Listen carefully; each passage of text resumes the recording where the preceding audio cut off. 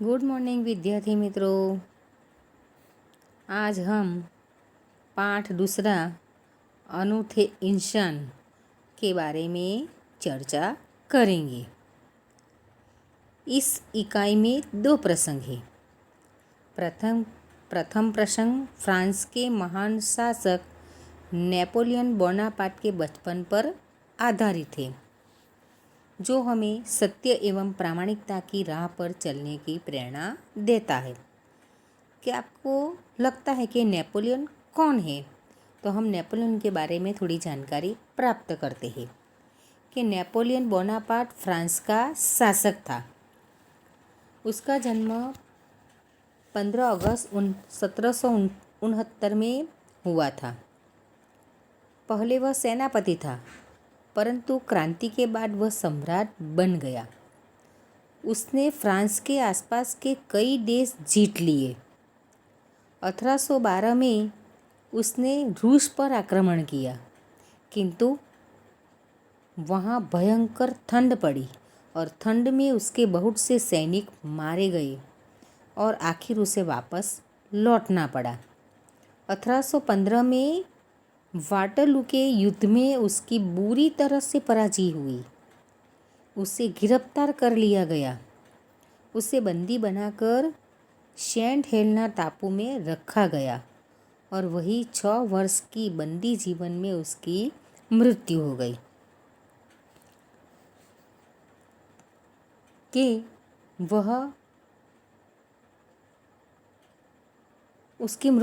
Napoleon की गिनती विश्व के महान सेनापतियों की में की जाती है कि ऐसा था नेपोलियन, कि यहाँ पर एक बचपन की घटना दी गई है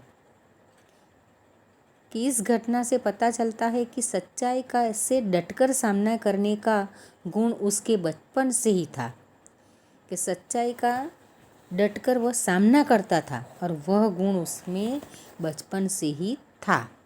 वह झूठ बोलकर अपनी गलती नहीं छिपाता था।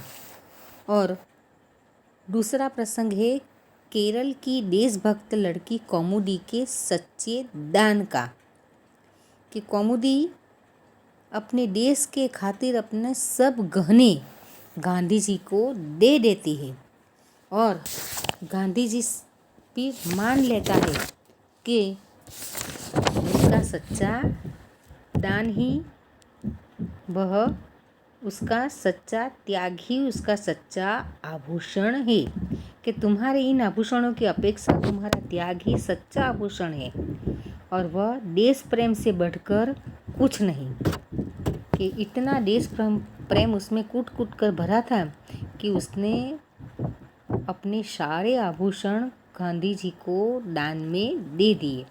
तो दूसरा प्रसंग है केरल की कौमुदी, जो देश के खातिर अपने सब गहनों का त्याग करने वाली है। तो अब हम पाठ की चर्चा करते हैं कि पहला प्रसंग है ऐसा था नेपोलियन। नेपोलियन जब छोटा लड़का था तभी से वह सत्यवादी था, कि जब से छोटा था तब से वह सत्यवादी यानी कि हमेशा सच बोलने वाला, उसे कहते हैं सत्यवादी। एक दिन वह अपनी बहन इलाइजा के साथ आँख मिचोनी खेल रहा था।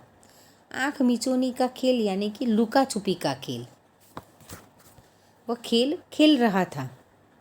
इलाइजा छिपी थी और नेपोलियन उसे ढूंढने के लिए इधर उधर दौड़ रहा था, कि इलाइजा छिप गई थी और नेपोलियन उसे ढूंढता था और ढूंढने के लिए वह इधर उधर घूमता रहता था। अचानक वह एक लड़की से जा टकराया, कि नेपोलियन अचानक ढूंढते ढूंढते एक लड़की उसके बीच में आ गई और उससे टकरा गया।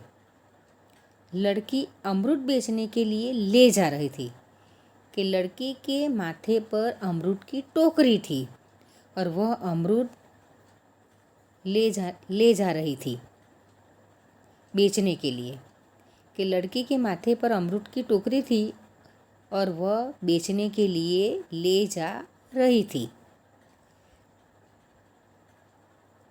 नेपोलियन के टकराने से उसकी टोकरी नीचे गिर पड़ी कि नेपोलियन उससे जा टकराया और लड़की की टोकरी माथे से नीचे गिर पड़ी और कीचड़ होने के कारण उसके सारे अमरूद खराब हो गए। कि नीचे कीचड़ था, कीचड़ यानी गंदगी, तो उसके सारे अमरूद खराब हो गए। वह रोती हुई कहने लगी, अब माँ को मैं क्या जवाब दूंगी। कि वह रोने लगी क्योंकि उसे लगा कि उसकी माँ उस पर गुस्सा करेगी, उससे डांटेगी, मारेगी, कि माँ को मैं क्या जवाब दूंगी। इलाइजा कहने लगी, चलो भैया हम यहाँ से भाग चले। कि इलाइजा नेपोलियन से कहने लगी कि चलो भैया हम यहाँ से भाग चले, कि चलो અહીંયાથી ભાગી જઈએ। नहीं बहन, हमारे कारण ही तो इसकी हानि हुई है।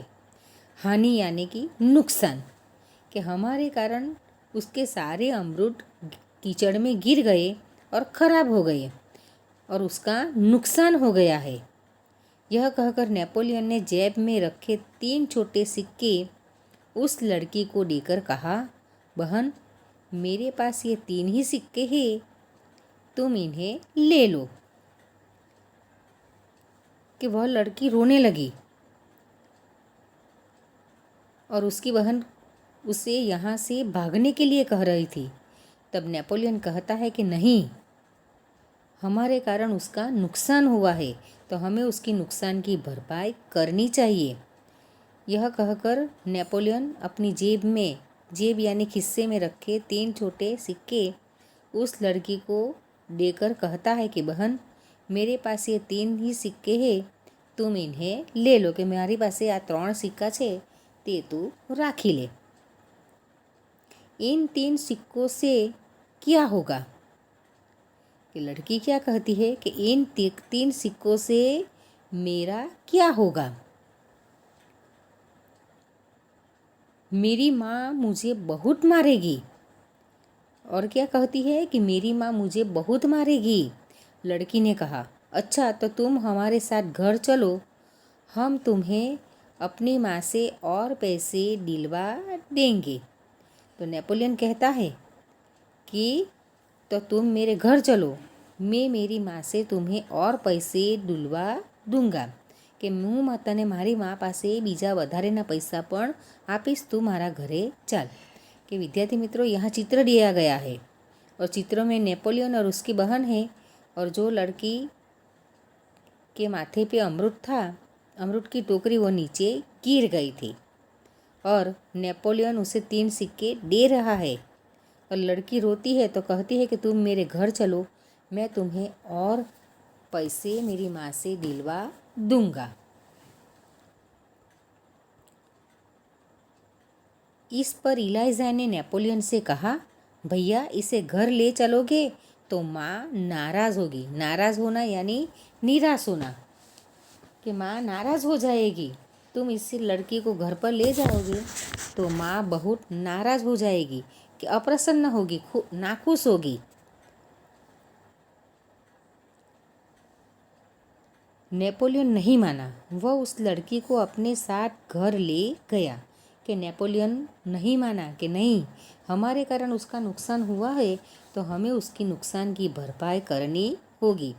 तो वह उस लड़की को अपने साथ घर ले जाता है।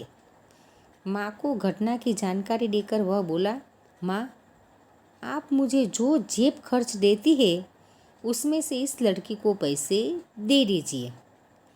कि वह माँ से जाकर क्या कहता है नेपोलियन, कि तुम मुझे जो जेब खर्च यानी खिस्सा खर्च देती है इसमें से इस लड़की को पैसे दे दीजिए। माँ कहती है ठीक है, मैं तुम्हारी सच्चाई से खुश हूँ, मगर याद रखना अब तुम्हें 1 महीने तक जेब खर्च के लिए कुछ भी नहीं मिलेगा। कि ठीक है, मैं लड़की को पैसे दे देती हूँ, लेकिन अब तुम्हें जेब खर्च के लिए और पैसे नहीं मिलेंगे। उसकी माँ ने उसे कहा और माँ उसकी सच्चाई से खुश हो गई। ठीक है माँ, नेपोलियन ने हंसते हुए कहा। कि यहाँ जो चित्र दिया गया है ये नेपोलियन बोनापार्ट का है। तो वह माँ से हंसी खुशी कहता है कि ठीक है माँ, मैं और पैसे नहीं मांगूंगा। माँ ने उस लड़की को 2 बड़े सिक्के दिए। वह खुशी खुशी घर लौट गई और नेपोलियन की माँ ने उसे 2 बड़े सिक्के दिए और वह लड़की खुशी खुशी से यानी कि खुश होकर अपने घर लौट गई। नेपोलियन को धक्का देने की सज़ा तो मिली कि नेपोलियन जिसने जानबूझकर तो धक्का नहीं मारा था, लेकिन वह दौड़ते दौड़ते उससे टकरा गया था, तो उसको धक्का देने की सज़ा तो मिली। क्या सज़ा मिली? कि उसके पूरे महीने का जो जेब खर्च था वो चला गया। परंतु सत्य के पथ पर चलने के कारण उसे यह सज़ा भुगतने में अद्भुत आनंद आया कि वह सत्य के मार्ग पर चला, वह सच्चाई का साथ देता था, उसने झूठ नहीं बोला और माँ से उस लड़की के पैसा दिलवाए और उसने जो सत्य के पथ पर चला तो उसके कारण ये सज़ा भुगतने में भी उसको बहुत खुशी हुई। वास्तव में नेपोलियन सच्चाई के पथ पर चलने वाला इंसान था कि वह हमेशा सच्चाई का रास्ता दिखाता था, कि वह सच्चाई पर चलता था। बचपन से ही उसे खुद पर दृढ़ विश्वास और दृढ़ इच्छा शक्ति थी, कि बचपन से ही उसमें दृढ़ विश्वास था और दृढ़ इच्छा शक्ति, कि वो जो कहता था वह करता था।